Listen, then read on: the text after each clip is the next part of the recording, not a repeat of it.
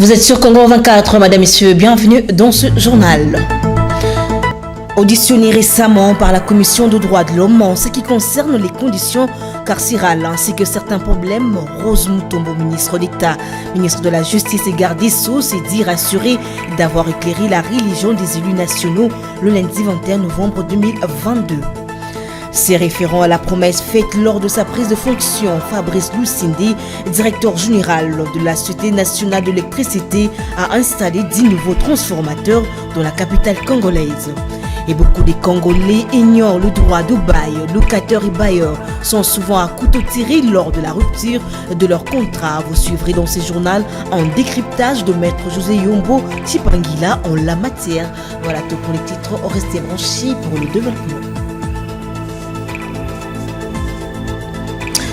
Encore une fois de plus, bienvenue, détermination à mettre fin à l'insécurité et travailler ensemble pour créer les meilleures conditions de collaboration. C'est le communiqué final sanctionnant la visite de travail de William Ruto auprès de son homologue Félix Tshisekedi qui le dit. Clément Kingombe pour le détail.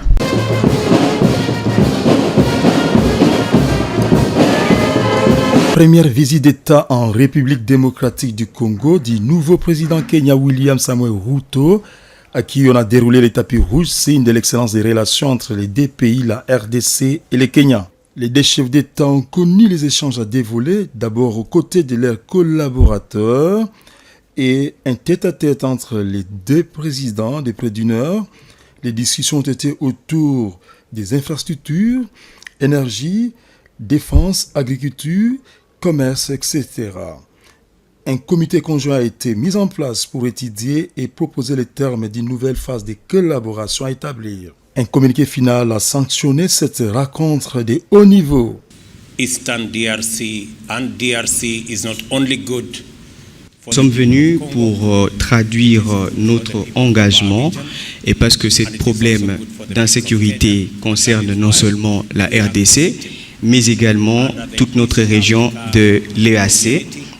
C'est pourquoi nous sommes venus pour dire que nous sommes engagés à faire tout le nécessaire pour pouvoir appuyer son Excellence Président Félix Antoine Tshisekedi ainsi que le gouvernement et aussi le peuple congolais pour pouvoir voir s'instaurer la paix dans cette partie importante, non seulement pour la RDC, mais aussi pour notre région. Les deux parties ont réaffirmé leur détermination à mettre fin à l'insécurité à l'est de la RDC. Le président Félix Tshisekedi a mis en relief l'accroissement des échanges entre les deux parties dans le cadre du libre marché intercontinental. Dès son arrivée à la tête de son pays, le président kenyan William Ruto a exprimé son désir ardent de vouloir aider le Congo à retrouver le chemin de la paix. La paix derrière laquelle nous courons depuis maintenant une vingtaine d'années à l'est de notre pays. Et ça, c'est un geste qui me touche beaucoup et qui nous engage à toujours devoir être reconnaissants envers la République du Kenya. En gros, dans les domaines de la défense et sécurité, il sera aussi question de renforcer les efforts déjà déployés. Gratitude de haut niveau en mémoire de Tarsis Kasongo Mayamba, décédé le 12 novembre dernier à Kinshasa. Le président de la République, Félix Tshisekedi, a rencontré la famille éplorée lors d'une visite qu'il a effectuée le lundi 21 novembre 2022. Clément Kingom, une fois de plus. Chevalier de la plume, professionnel de médias, il l'était avant d'être appelé par la nation pour servir comme porte-parole du président de la République. Tarsis Kasongo Yamba, décédé le samedi 12 novembre à la clinique Ngaliema, a laissé derrière lui une famille professionnelle, mais aussi biologique. Saluant sa mémoire, le chef de l'État, Félix Antoine Tshisekedi Tshilombo, est allé ce lundi 21 novembre à la rencontre de sa veuve, Hubertine Mbungu Mwema, et membre de sa famille biologique. Félix Tshisekedi a réconforté la famille éplorée avant de rendre hommage à cette icône de la presse congolaise. Le directeur de cabinet du président de la République, Guilain Yembo, a signé le livre de condoléances. Pour rappel, Tarsis Kasongo Mwema Yamba Yamba a été porte-parole du chef de l'État, son Excellence Félix-Antoine Tshisekedi Tshilombo, depuis avril 2019, avant sa récente nomination comme président du conseil d'administration de l'ACP au mois de septembre dernier.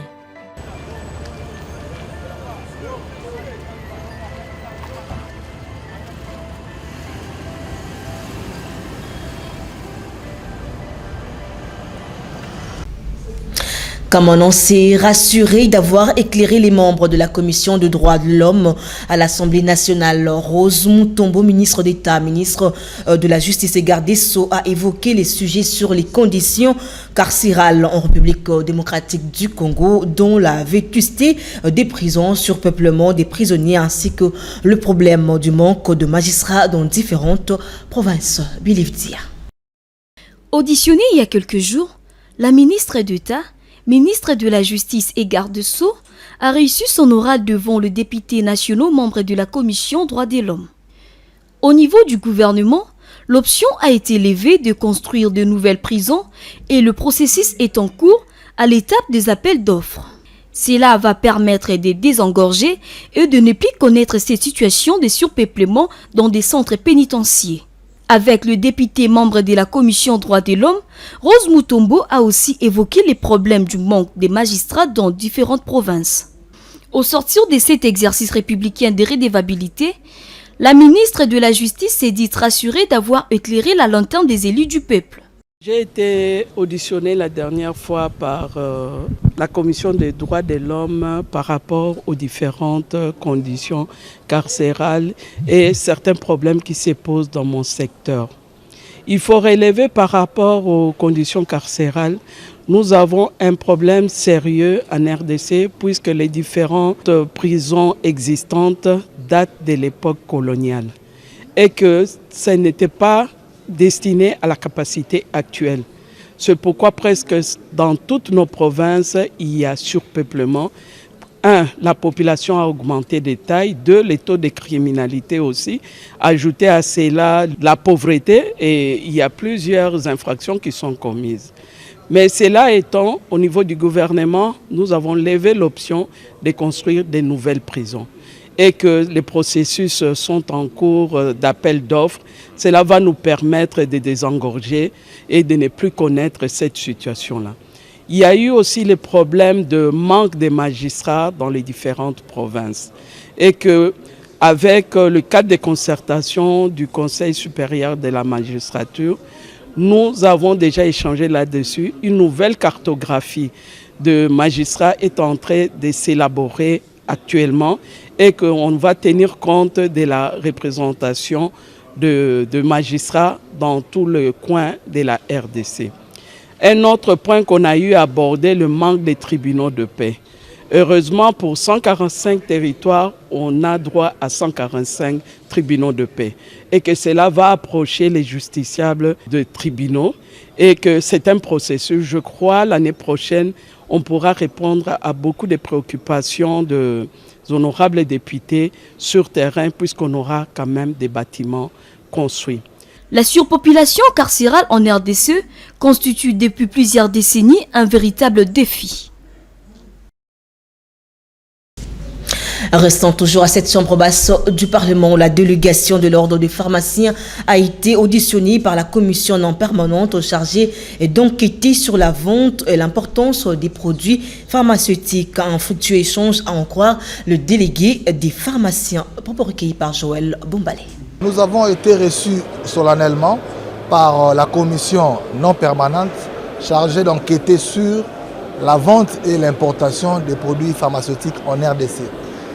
L'ordre des pharmaciens a été convié de venir avec un échantillon des pharmaciens responsables de quelques établissements pharmaceutiques autorisés à fonctionner ici dans notre pays. Et nous sommes contents parce que les échanges ont été fructueux. Les membres de la commission nous ont fait part de leurs préoccupations et de la raison d'être sociale tout comme légale de leur commission instituée par le président Mbosso. J'ai saisi l'occasion pour le remercier pour cette attention qu'il accorde à notre secteur, et sans oublier le garant du bon fonctionnement des institutions de notre pays, son Excellence Félix Tshisekedi Tshilombo. Nous avons opté que chaque responsable devra répondre des autres préoccupations techniques sur place dans son lieu de travail pour permettre aux députés de pouvoir comprendre davantage le secteur pharmaceutique. À ma connaissance, une telle initiative n'a jamais été faite et nous avons longtemps insisté sur le fait que le Parlement devait aussi s'occuper de la santé, mais particulièrement du médicament et du secteur pharmaceutique. Et à ce jour, étant donné que l'Assemblée nationale a pris les devants pour se rattraper, les Français disent vaut mieux tard que jamais. Nous les encourageons et l'Ordre des pharmaciens est disposé à les accompagner en tant que corporation professionnelle et organisation de la vie civile pour pouvoir atteindre les objectifs. Autre chose à présent, aux actions concrètes, Fabrice Lucindé, directeur général de la SNEL, a installé 10 nouveaux transformateurs à Kinshasa. Suivez ces reportages de Michel-Ange Lama.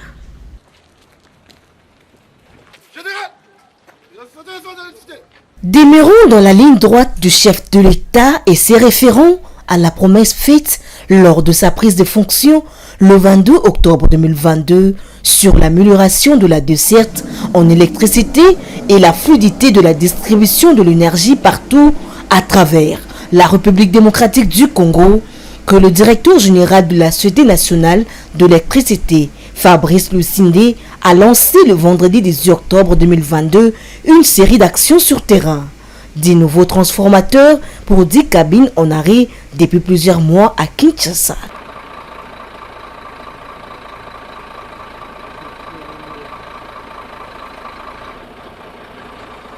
Depuis un certain temps, nous constatons des perturbations importantes sur les réseaux de distribution de Kinshasa, mais également à l'intérieur. Ces perturbations résultaient de 2 problèmes majeurs. Le premier, ce sont les avaries de transformateurs dans les cabines, mais aussi des avaries ou des arrêts techniques des machines, notamment aux centrales de Inga 2.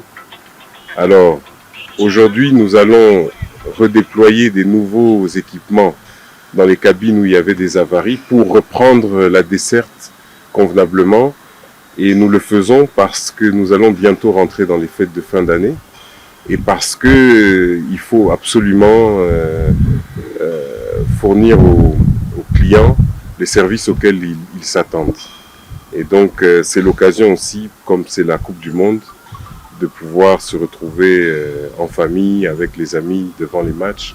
Et SNEL a le devoir de fournir l'électricité de la meilleure façon possible, dans les meilleures conditions possibles. Donc cette action va commencer, elle va concerner les communes de Kinshasa, de Ngiringiri, de Kitambo, et puis même au niveau de Kimwenza aussi. C'est un premier pas vers une normalisation de ce que nous fournissions, en attendant que nous déployions ce que nous avons indiqué déjà lors de notre prise de fonction, c'est-à-dire un programme qui devrait permettre d'améliorer de façon sensible la desserte auprès de nos clients.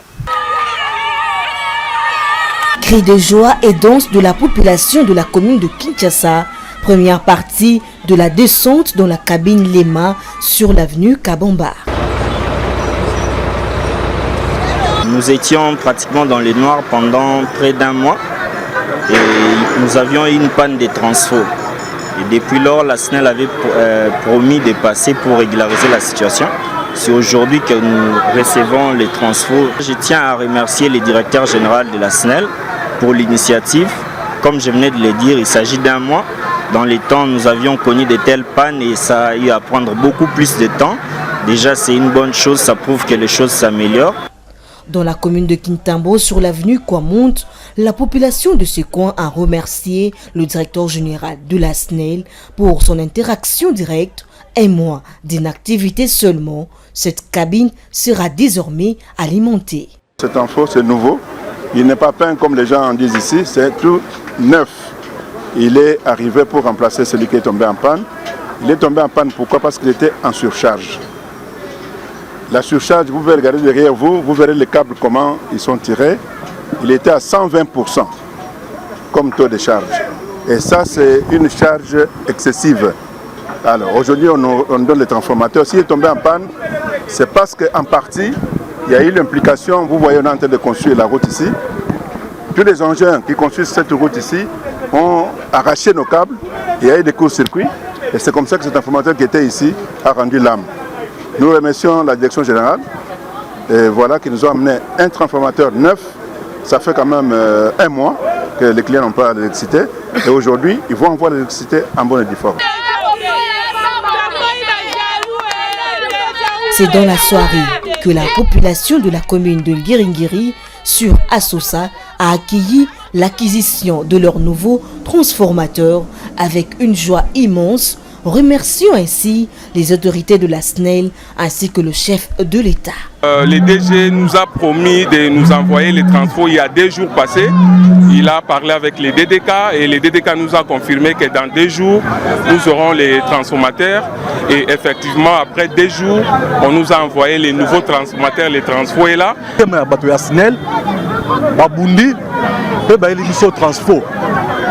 Nzambe azara toujours na kati ya mitema ya bato ya SNEL pour améliorer musala na bango parce que tout ça à peu près 51 ou 52 jours to patienter to ibera que bato ya SNEL baza na souci na biso to ba bandeko na biso yango lelo ba ko concrétiser souci na bango ba continuer ko améliorer musala. Rappelons que 16 agents temporaires se sont vus être engagés de la matinée par Fabrice Lucinde pendant sa visite à l'atelier électromécanique après 6 ans de travail à la SNEL.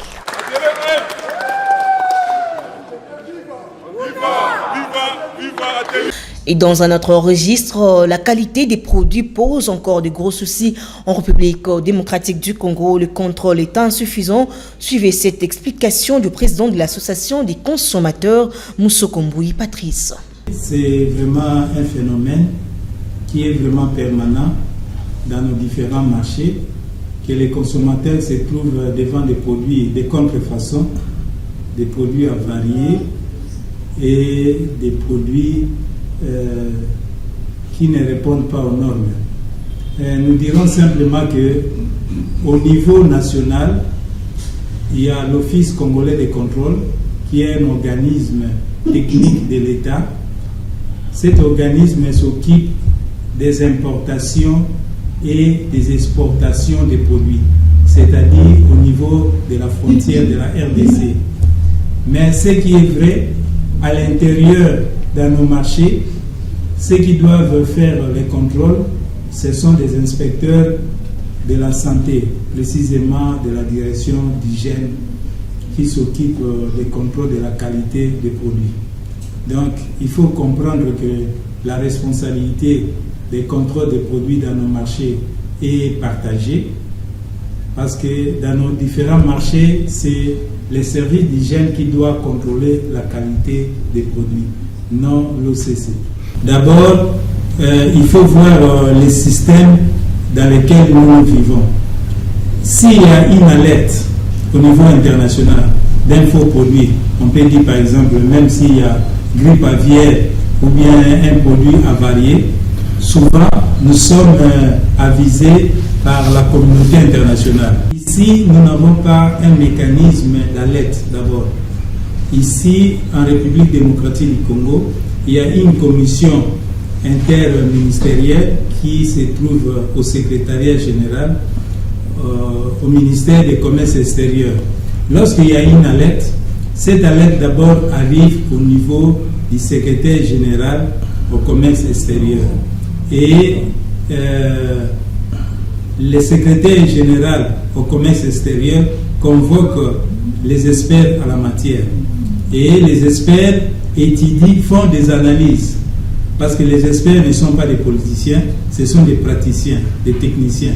Ils vont étudier effectivement, si effectivement l'alerte au niveau international peut être prise en compte. Donc ça doit passer par les laboratoires. De l'ECC par exemple. De l'ECC, il y a aussi l'INIKI, il y a aussi dans les différentes facultés telles que en biologie, ils ont aussi un laboratoire, en pharmacie, en médecine. Donc on se sert de ces laboratoires pour vérifier réellement si ce que la communauté internationale dit est vrai. Bon. Et puis la mauvaise manie des commerçants dans les marchés quinois refait surface.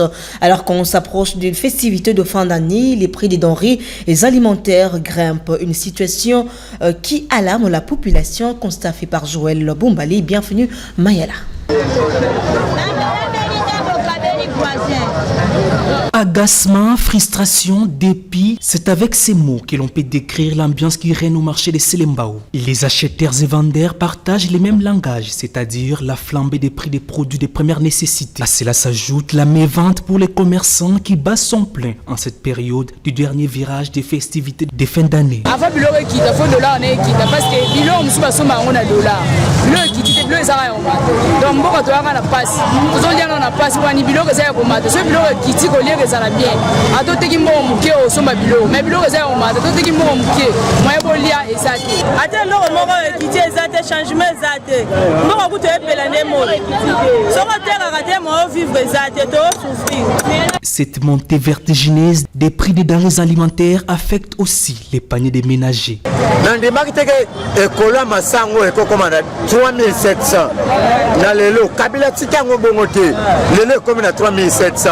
Le Congo Tabana sommes à 50 francs et comme à 1700, 1300, 800 francs, 400, 500.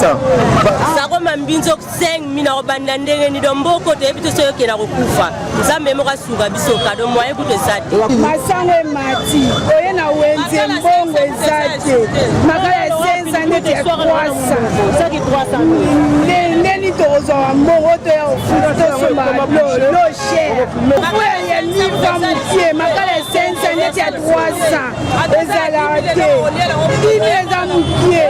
Ata $10 les a mutier. Rappelons qu'il y a peu, le chef du gouvernement avait pris la décision de suspendre la perception de la taxe sur la valeur ajoutée, TVA, sur quelques produits de première nécessité. Fort malheureusement, cette mesure peine à porter des résultats escomptés au sein de la société congolaise. En République démocratique du Congo, trop d'abus sont versés dans l'application ou l'applicabilité du droit de bail. Pourtant, les textes sont clairs en la matière. Suivez ce décryptage de maître José Yombo Chipangila de l'ASBEL, le Salomon Justice et Promotion, un extrait choisi par Clément Kingome une fois de plus.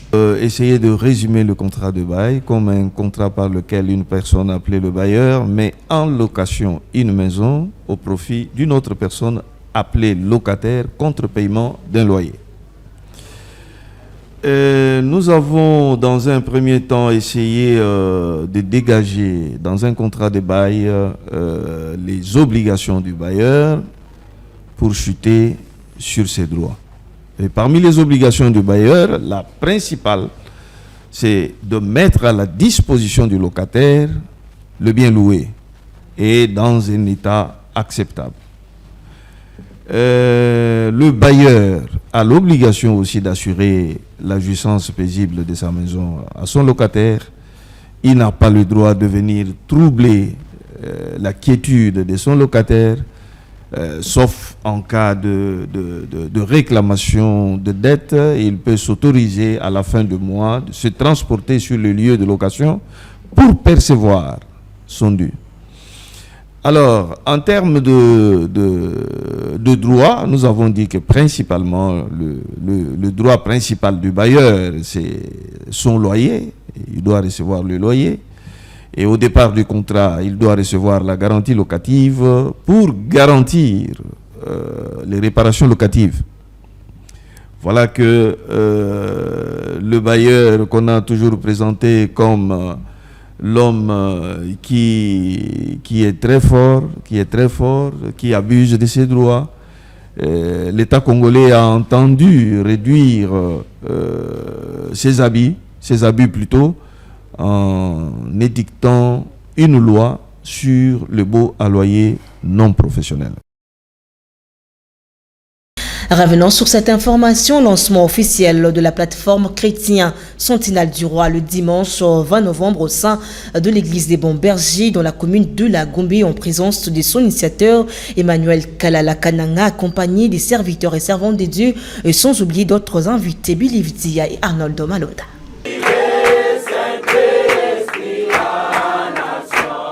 Dans les soucis du bien-être de la République démocratique du Congo, la plateforme chrétienne Sentinelle du Roi a réuni le servantes et serviteurs des dieux et différentes personnalités afin de soutenir la RDC tout en demandant l'assistance divine des dieux. À l'ordre du jour, la demande de protection pour le chef de l'État, toutes les institutions légalement établies ainsi que le peuple congolais. Dans son mot, Emmanuel Kalala-Kananga, initiateur de cette structure, a parlé de la motivation de cette dernière. L'initiative CSE tire sa motivation dans les soucis et la quête permanente de la paix et de la stabilité de notre pays, chaque Congolaise et chaque Congolais, ainsi que leur bien-être social, car on le sait bien que sans la paix, il ne peut y avoir la stabilité et sans la stabilité, il sera difficile d'envisager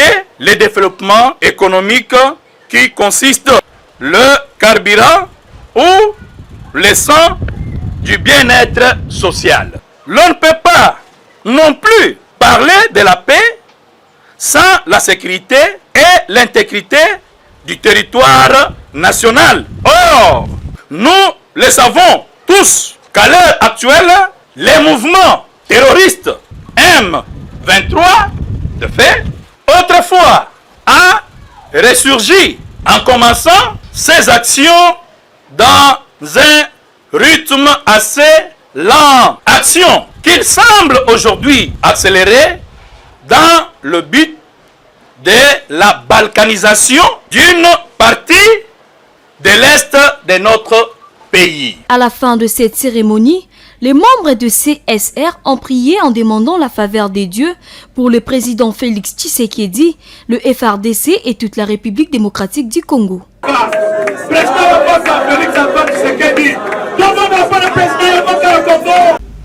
Et en sport, non qualifié à la phase finale de la Coupe du Monde qui se tient depuis le 20 novembre au 18 décembre 2022 au Qatar, l'équipe nationale de la République démocratique du Congo se consacre à d'autres échéances. Les supporters congolais, moral plombé, ont pronostiqué sur les chances de 5 représentants du continent africain, à savoir la Tunisie, le Maroc, le Ghana et le Cameroun engagés dans cette grande fête du ballon rond planétaire. Joël Bombal et Gloria Chikouti.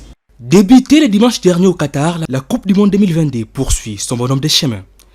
Mais cette grande fête du football mondial se déroule sans la RDC éliminée à l'étape des barrages. Un véritable coup dur pour les supporters congolais qui ne cessent de manifester leur désarroi. Sentiment il y a tristesse parce que RDC les équipes où il y a biso au drapeau et matalikolo dans le mondial et monana mais vu que l'organisation et le football na biso est vraiment bien té toujours foot à conséquences. Déjà il faut ça l'en passer parce que je suis congolais. Ceux qui ont raté Cannes, tout ça a souci bien sûr, mais il y a des pays africains et ça moi et belé on a occupé que tu vas sous moi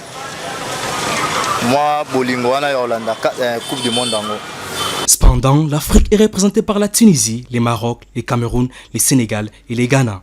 Les amoureux des ballons ronds ont pronostiqué sur les chances de ces 5 représentants. Favori à le Congo peut-être on a souhaité les Arabes africains, Sénégal, au Cameroun, donc on a souhaité que les Arabes na équipe onga lingabela makasi sa Cameroun mais na couper sa chance ça mais préféré na ngapena équipe onga la lingaga eza Cameroun de so Cameroun de zongo pena zongo na kolongola bila même bilama na nzela eza fierté na nga équipe onga lingabela Cameroun pena.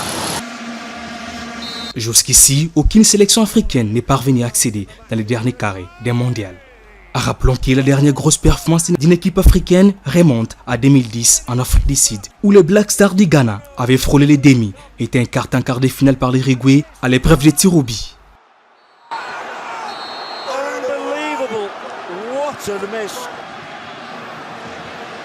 Toujours en sport pour clore ce journal, Barthélémy Gassono mis à la porte. L'entraîneur brazzavillois du Daring Club Motema PB a été limogé de son poste pour insuffisance de résultats. Joël Bombalé. Divorce consommé entre Barthélémy Gassono et DSMP. Le technicien brazzavillois arrivé en août dernier sur le banc des Immaculés a été éjecté de son poste. Un licenciement selon le comité directoire des Tupamaros qui se justifie pour insuffisance des résultats. Barthélémy Gassono a eu du mal à imposer sa marque dans la maison vert et blanc de la capitale. Il a fait piètre figure en championnat, disposant 3 points en 3 sorties. La récente défaite du dernier contre avec Club a été une goutte d'eau qui a fait déborder les vases. La faute de Marouf, incroyable à ce but. Le ballon bien placé dans le soupirail. Marouf qui permet à Vita Club d'ouvrir la marque dans ce 189e derby de l'histoire. Marouf Chekei. L'ancien coach des Diables Rouges du Congo a permis aux Imaniens de renouer avec la phase des poules de la Coupe de la Confédération. Qui porte le Vita Club de Kinshasa dans ce match? Et vous avez compris que c'est par cette note sportive que ce journal touche à sa fin. Vous nous avez pris en cours des diffusions. Voici le rappel des titres. Auditionné récemment par la Commission de droits de l'homme en ce qui concerne les conditions carcérales ainsi que certains problèmes, Rose Mutombo, ministre d'État, ministre de la Justice et garde des Sceaux, s'est dit rassuré d'avoir éclairé la religion des élus nationaux le lundi 21 novembre 2022. C'est référent à la promesse faite lors de sa prise de fonction. Fabrice Lucinde, directeur général de la Société nationale de l'électricité, a installé 10 nouveaux transformateurs de la capitale congolaise. Et puis beaucoup de Congolais ignorent le droit du bail. Locateurs et bailleurs sont souvent à couteau tiré lors de la rupture de leur contrat. Vous venez de suivre dans ce journal un décryptage de Maître José Yombo Chipangila en la matière. Et c'en est fini complètement pour cette grande édition du journal. Un grand merci à toute l'équipe technique et rédactionnelle. Merci de nous rester toujours fidèles. Retrouvez pour la grande édition du soir demain et Vumumbi. Quant à moi, je vous dis au revoir.